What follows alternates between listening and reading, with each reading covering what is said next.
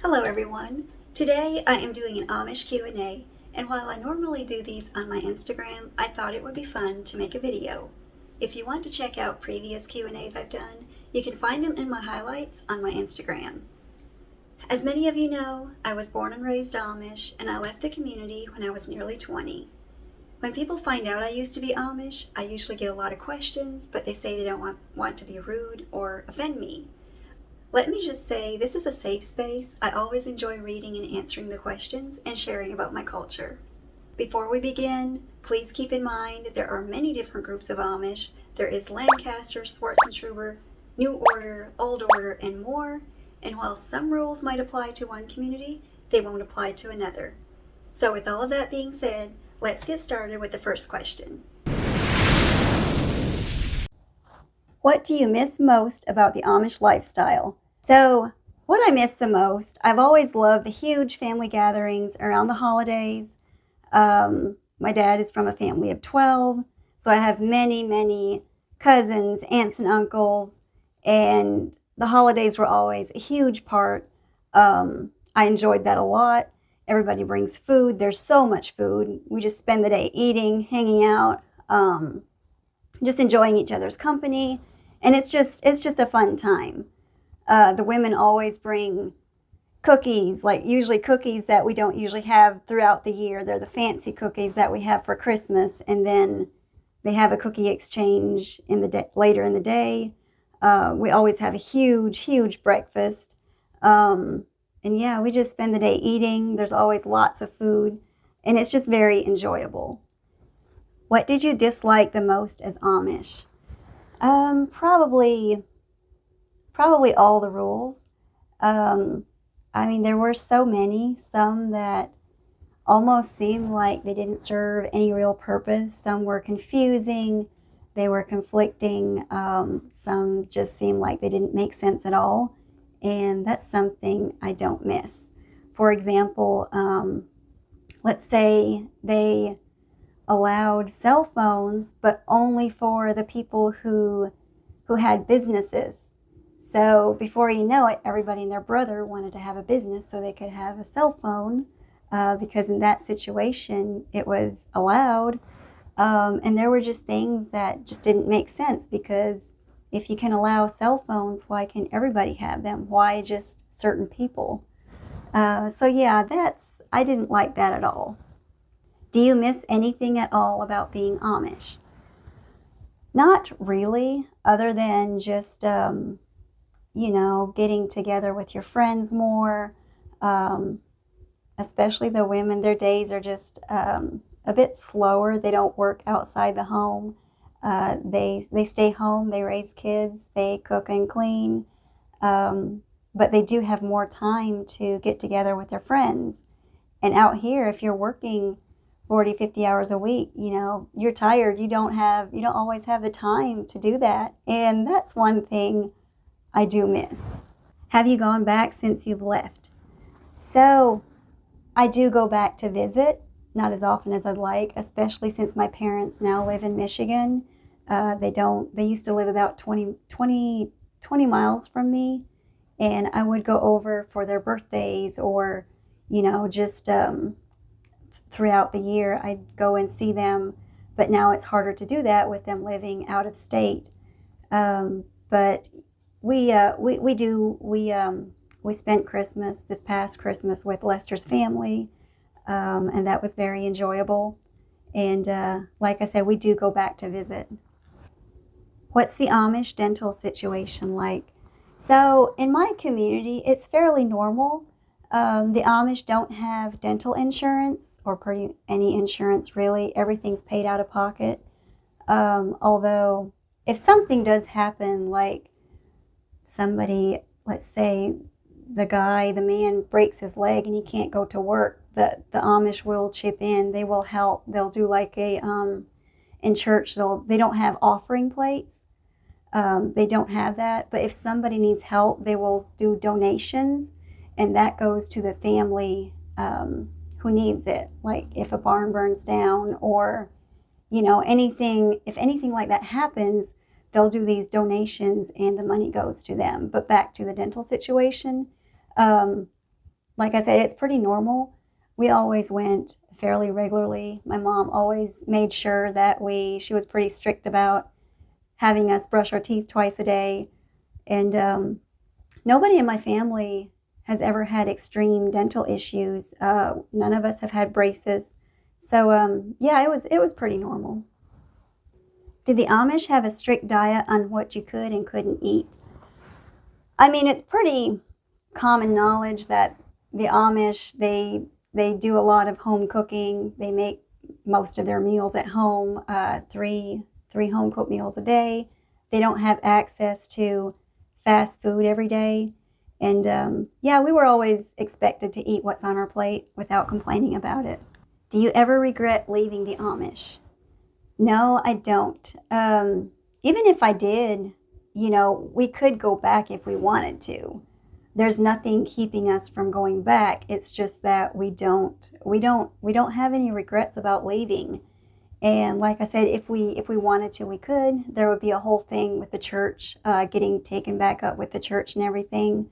But no, we don't have any regrets about leaving. Can Amish girls shave arms and armpits or wear deodorant? Yes, there is no rule that says Amish women and girls cannot shave. Um, Whether they do or not, that's personal preference. Many do, and they also wear deodorant. Are Amish guys hot? Well, I am married to one, so that's an absolute yes. What is one thing you miss most about Amish life?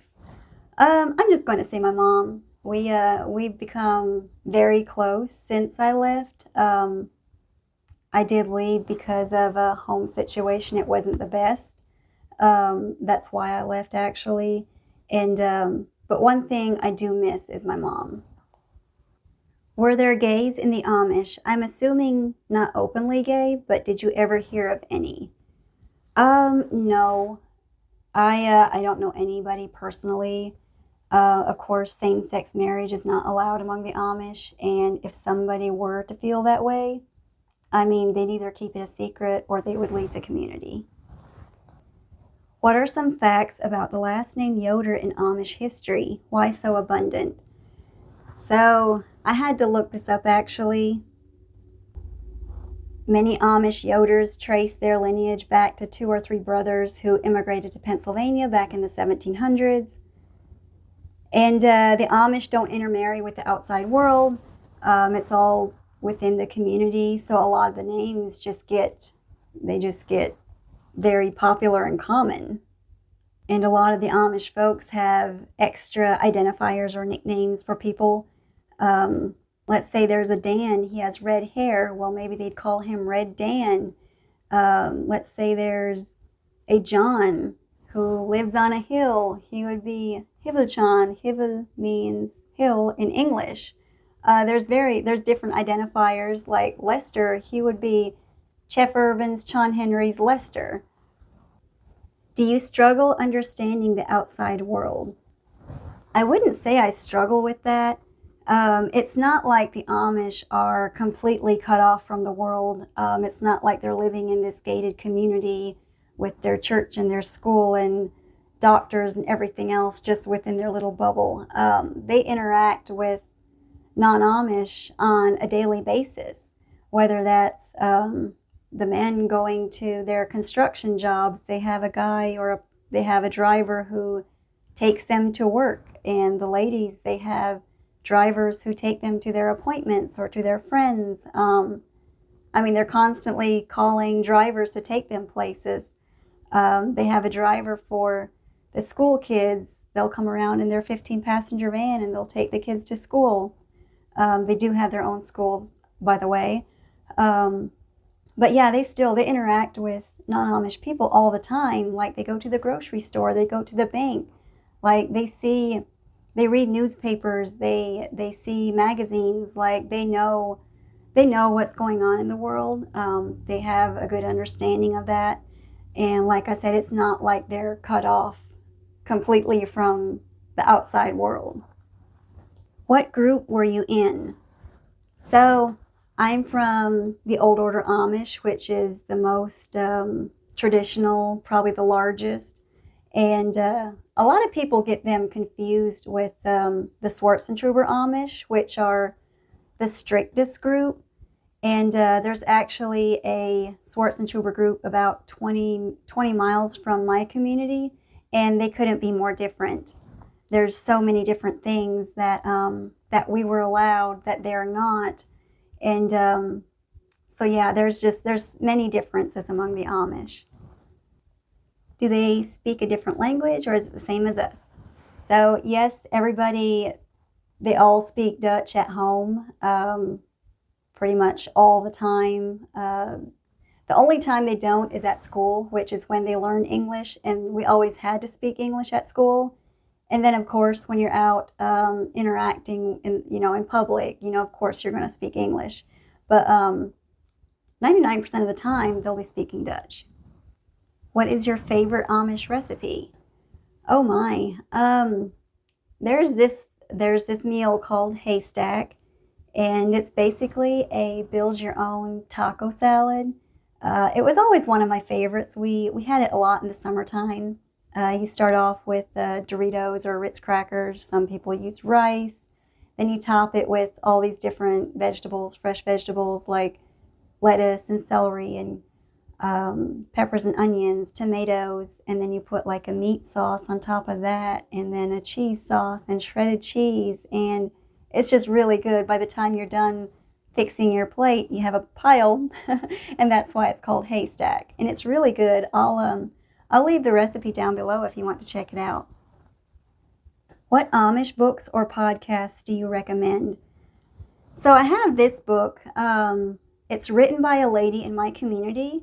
She did not grow up Amish, but she joined the Amish, and she's the only person I know personally who joined the Amish and is still Amish to this day. I've heard of others who joined the Amish, and eventually after many years they ended up leaving again, but she's the only one I know, and her book was very interesting.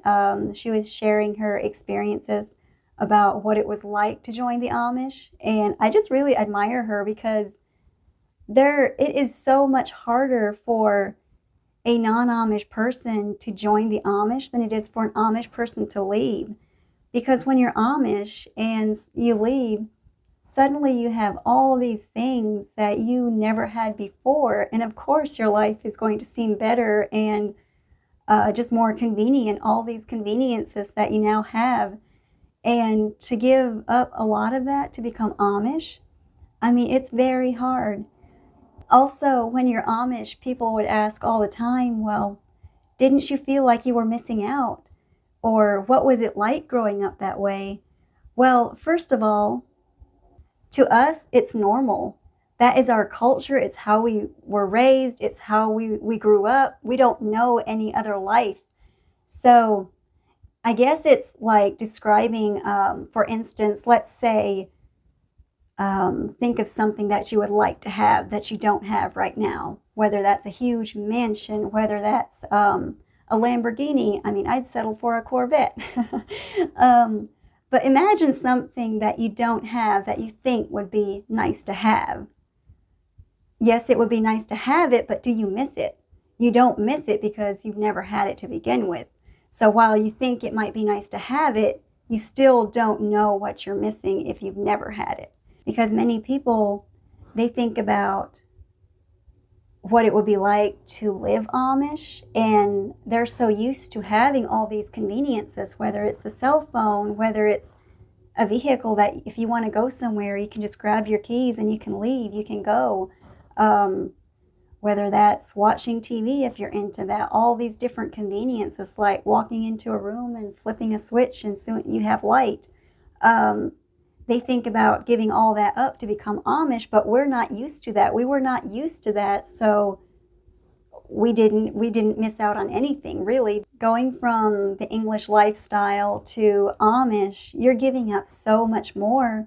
And if you leave, it's just much easier for an Amish person to leave. And things have actually changed a lot in the past decade or more since I left. When I was still Amish, They had propane lights, and the refrigerators and stoves, that was all run off of gas, like propane. The lights would get hot, which was nice in the wintertime, but in the summertime, your house got so hot having these lights on. And now everybody has solar. I mean, it's basically electricity, but they don't call it that. But now they have electric lamps. They have dryers. Some even have washers. Some have air conditioners, like window units. That just blows my mind because 14 years ago, even 10 years ago, they didn't have all that.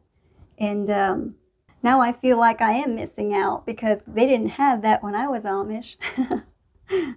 Also, I have another book written by a friend who wrote about her experience leaving the Amish. She grew up Amish. She talks about what that was like. And then she also talks about what it was like to leave. And that's also a good book. I'll link it down below as well.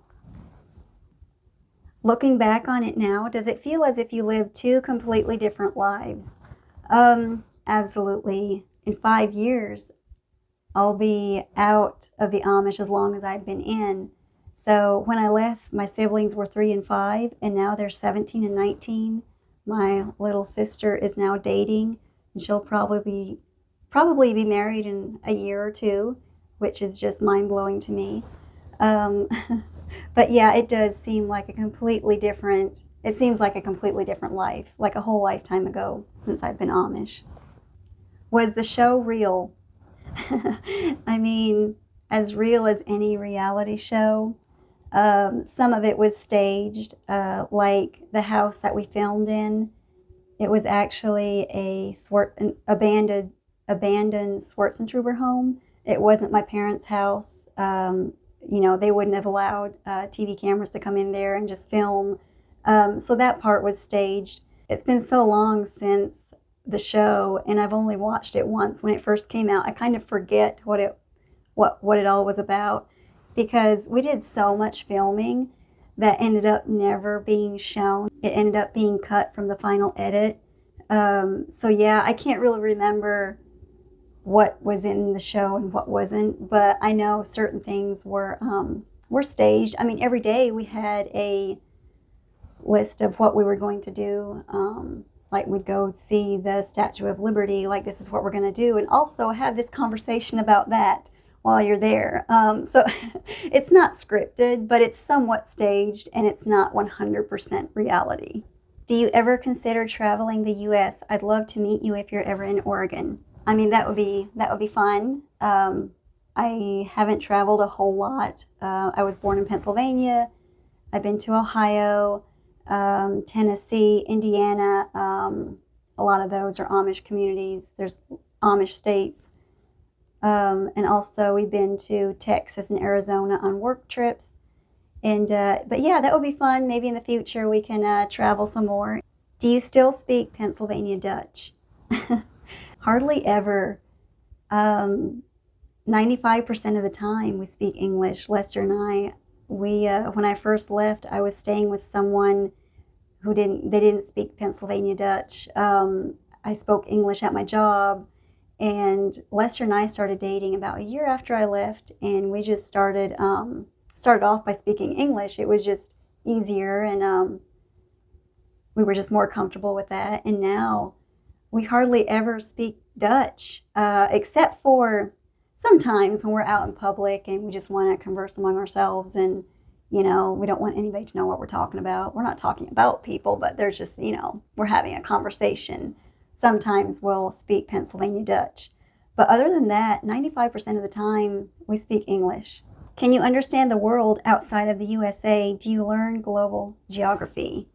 Yes, we were taught geography in school. And the Amish, they do keep up with world events, what's going on in the world. People have asked me, like, when did you find out about 9/11, when that happened, or when did you well, we find out the same day it happens. We're not that cut off to where we don't know what's going on. They read newspapers, they read books. I don't know anybody who that's pretty much their one hobby that they have, because what else are they going to do? Like, they can't sit and binge watch Netflix or watch TV or play video games. Like, they read. Have your siblings started being curious about you leaving the Amish? Not really. And again, it's also because we no longer live in the same state. I live in Kentucky. They live in Michigan. I don't see them much anymore. And also, I remember growing up, and I had a friend who it was either an aunt or a great aunt, and she had left the Amish, and sometimes she would come around, but we never really questioned it. We just knew that, oh, that was her aunt that used to be Amish, and she's not anymore. And we just accepted that, like that was, we never really questioned it. And my siblings, they don't either. It's, for me, not being Amish, it's pretty much normal to them because they were so young when I did leave that it's not really, they don't really know any different. What is the Amish tradition called where you go out to the world and see if you want to stay there or not? So they call that Rumspringa, which my community, they don't practice that.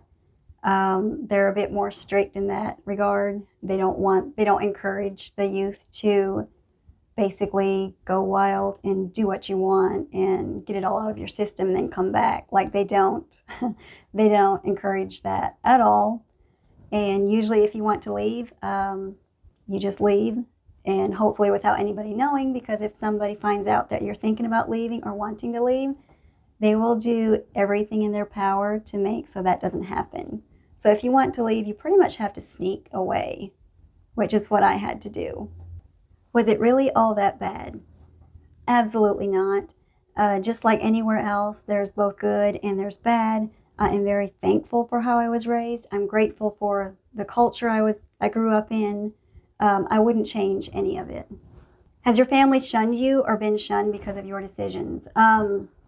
So I'm not shunned because you have to be a church member in order to be shunned, technically, by the church. So since I was not a church member, they can't shun me. Although sometimes when I am out in public, especially after I first left, that's the absolute worst. If you run into someone from your community, and it's very awkward for both of y'all. And, sometimes they won't shun you, but it almost feels like they are. Sometimes they'll come up and talk to you. Sometimes they'll turn around and walk the other way. So yeah, that is awkward. Is there an Amish hospital, or do you go to a regular hospital? For the most part, they always go to a regular hospital. A lot of the women have their babies at a hospital. There's not many that have their babies at home. What would you say is the most craziest rule they have? Oh, this is a hard one because there are so many little rules that, for instance, back when I was younger, they only had like those very old-fashioned reel lawnmowers, like with the reels, a push mower. And eventually the church voted on whether they would allow the self-propelled like lawnmowers, and that got voted through. But there was always an additional rule to how that'll work. So they allowed the lawnmowers, right? But they could only be a certain width, like 21 inches or something. They couldn't be wider than 21 inches. So for every rule that they have, there's an additional rule that keeps it in place, so to speak, if that makes sense. Another one would be they have fishing boats, fishing motors, whatever, but they can only have motors up to, I think, 9.9 horsepower. Like, it can't be anything larger than that. So yeah, for everything they can have, there's a rule to how much of it they can have. So there's a lot to keep up with. And of course, there's always some people who try to crowd the fence and see what they can get away with. But yeah, like I said, it seems like there's a rule for just about everything. If you've left the community, are you shunned forever? Do you have contact with your family? So if you leave as a church member, the church will shun you technically. You are shunned, but then it's kind of up to the families whether or not they still want that person in their life or not. And again, like I've mentioned before, the first couple of years are always the hardest because that's when people are trying to get used to the idea or accepting it. And sometimes it can take a very long time. So again, that's up to the family whether or not they will eventually allow them to come back and visit. But as for being shunned forever, a lot of that has to do with they don't want people to leave the community. A lot of people feel like if you are shunned and you die, then you're not going to heaven. So that scares a lot of people, and I feel like it keeps a lot of people in the Amish too, because they have this fear that they've been told all their life that you can't leave the Amish, especially if you're a church member. You'll get shunned by the church, you'll be shunned, and then what will happen when you die? You won't go to heaven. And I don't agree with that. I don't think a church or anybody has the power to, so to speak, keep someone out of heaven. That's between you and God. That's not, a church cannot do that to you. Do you encourage / hope that your siblings will pursue a non-Amish lifestyle?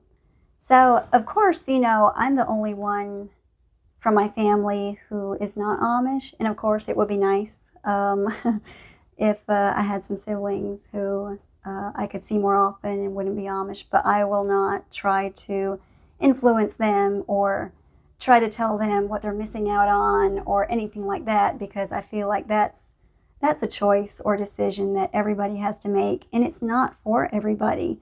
There are people who, living in the Amish community, they don't want to leave. They would never leave. Even if you paid them to, they wouldn't leave. It's something that they want to be Amish. That's what they're comfortable with.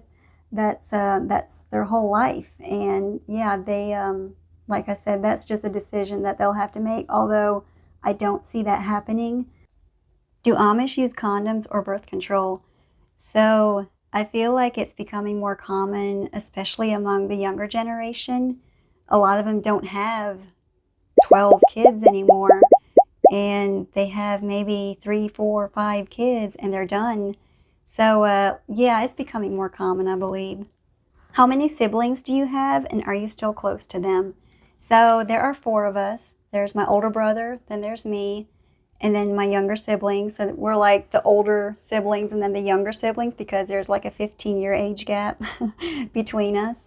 And yes, I'm close with them. I do talk to my older brother more than anybody in my family, and I do still talk to my family as well. What was the worst rule? Again, that question comes up. So one that I never did like, especially because I was a teenager and I wasn't 20 yet, which is when a lot of the kids are allowed to keep their own money. So when they graduate school, when they're about 14, and they'll get a job, and they're not allowed to keep their money, like their money goes to their parents. But it's not as bad as it sounds, because if they, whatever they need, whether that's paying for a driver or taxi, as they call it, to take them places, or, paying for their essentials or necessities, like their parents will pay everything for them. They're just not allowed to keep their own money until they're 20. Some communities might be 21, but where I'm from, it was 20. And that's one rule that I never did like. Did you like any particular music when you were Amish? So I was a huge Shania Twain fan, and I liked 80s music, Def Leppard, Guns N' Roses. There was a driver who had a whole tote full of CDs that we loved to listen to. We'd always try to get her to take us places so that we could listen to the radio. And there was also a number we could call, I think it was like an 800 number, where you could call in for all kinds of news, like the weather, sports, a daily horoscope, ringtones, which was one of my favorites. Sometimes my brother and I would sit on the phone for hours listening to ringtones, and that's how we stayed informed with all the new music that was coming out. How do Amish find their spouses? Is it arranged? They're definitely not arranged. Usually it's just somebody from within the same community. Did you want to go to school longer than 8th grade? So I had always loved school. I hated that I had to graduate. I wanted to keep going to school, but of course, the Amish, they only go till 8th grade. And English and spelling were always my favorite subjects. I did end up getting my GED after I left, which was actually pretty easy. I never realized how much, when you think of an 8th grade education, it doesn't sound like much. And I didn't realize until I went and got my GED and got tested. They gave me a test, and they wanted to see about what grade level I'd be at. And then they said I'd be ready to go tomorrow. So I was very surprised by that. And I did pass it the first time. Of course, I studied. I had to brush up on things and study for it. But yeah, I was surprised by how easy it was. Did you ever learn science in school? So we never did learn science. Our subjects were math and spelling, penmanship or cursive, vocabulary, reading, English, geography, Kentucky history, art, German. Then we learned the states and capitals, the presidents, and the Kentucky counties. I'm not even sure if I could rattle off all of the presidents as well as the states and capitals. It would probably take me a while. But there was a time where I could do all of them. Why the bowl haircut on men and boys? I don't know. And a lot of times, if you ask about a certain rule, many don't know why they have it. A lot of times their answer will just be, we've always done it that way, and you're just supposed to accept that. What are the common motivations for joining the Amish church? So in my community and in many of them, you can't date unless you're a church member. So a lot of times, kids, they'll just join church so that they can date. And that's not always the reason. A lot of them do join church, to get baptized and because they really, that's what they want to do. But again, in my community, the only reason you were able to date was to join church. What do you like most about no longer being Amish? So I would have to say the convenience of everything. If I want to go somewhere, I can grab my keys, hop in my car and go. I don't have to wait for a driver. Hope they can take me somewhere. All the conveniences that I now have that I didn't have before, that just makes my life easier now.